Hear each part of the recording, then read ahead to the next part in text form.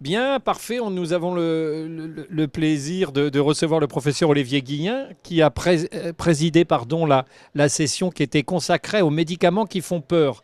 Alors, l'idée de cette session, mais on va lui demander de préciser un peu le contenu, mais l'idée de cette session, c'était de parler un peu de ce qu'on pourrait appeler des vieux médicaments comme les tricycliques, la nafranil, les IMAO, le lithium, dont on sait qu'ils sont probablement sous-utilisés par la communauté psychiatrique. Et c'était un peu ça l'objet de cette session.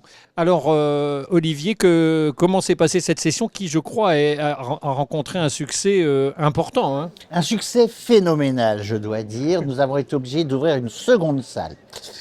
Les médicaments qui ont été abordés étaient certes le lithium, les tricycliques et la clozapine, avec un focus supplémentaire sur les effets rénaux du lithium, dont le message principal a été « N'arrêtons jamais le lithium pour des raisons néphrologiques. Le néphrologue saura faire avec les effets délétères induits par le lithium.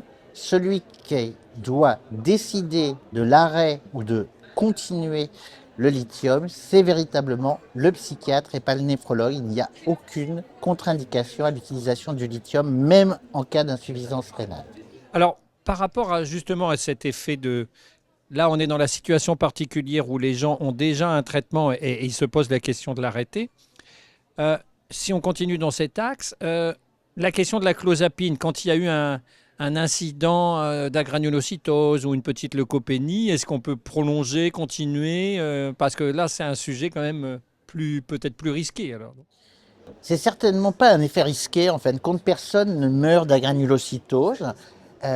Étant donné qu'on monitore les globules blancs, en fin de compte, on s'arrête bien avant la granulocytose.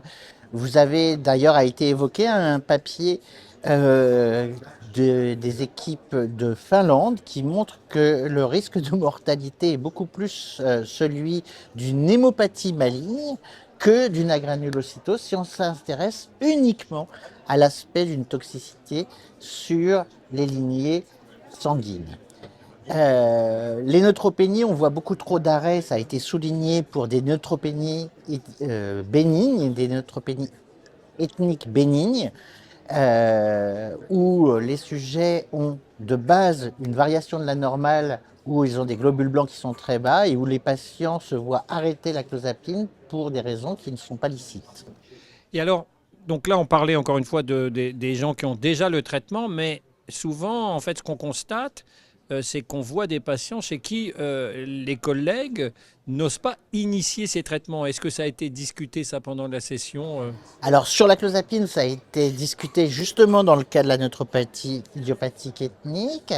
A été souligné le fait qu'on ne pouvait pas récuser une indication du lithium pour une raison psychiatrique sur un argument néphrologique. Autrement dit, un patient qui aurait de fait une petite insuffisance rénale chronique et chez qui on voudrait introduire le lithium, ça ne peut pas être une bonne raison pour ne pas l'introduire. Et le take-home message alors, global de ce symposium qui vraiment a rencontré un succès, puisqu'il y avait une queue pas possible dans les couloirs, c'est quoi le take-home message et le message à emporter pour parler français? Mais alors, le message à emporter, il est simple. Vous avez des médicaments qui réduisent la mortalité. Si pour un médecin, réduire la mortalité n'est pas un objectif principal, il faut vraiment se poser la question de son rôle pour la société.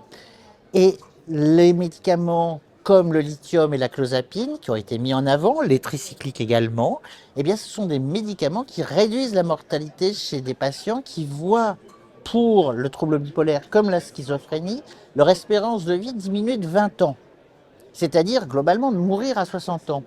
Eh bien, si on estime que augmenter l'espérance de vie de nos patients est un objectif, alors on se doit de prescrire ces médicaments.